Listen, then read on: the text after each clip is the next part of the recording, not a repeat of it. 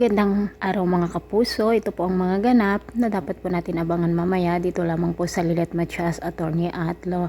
Nagalit nga si Attorney Ira dito sa paghalik sa kanya ni Attorney Alon dahil nga po may pagtingin si Attorney Alon kay Ira. Samantala mayroon ding pagtingin si Kurt dito kay Lilet, ngunit hindi po niya ito masabi-sabi sa ating bida.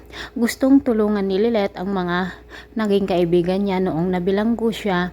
Ngunit dahil nga sa pagkakulong niya ay umiiwas na ang ibang mga abogado sa kanya, lalo pa ang magiging partnership sana niya dito sa naturang kaso na kung saan ay ang kaso ng mga bilanggo.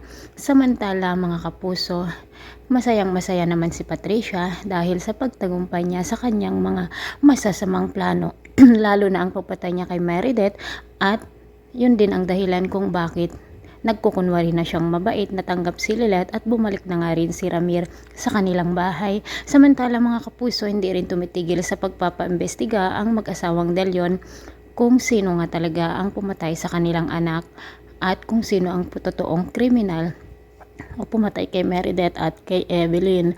Mga kapuso, naganap nga ang kaarawan ni Kurt at inimbitahan nga po niya si Lilet, at habang nasa hapagkainan nila ay hindi maganda ang mga salita na binitiwan ng kapatid ni Kurt dito sa ating bida.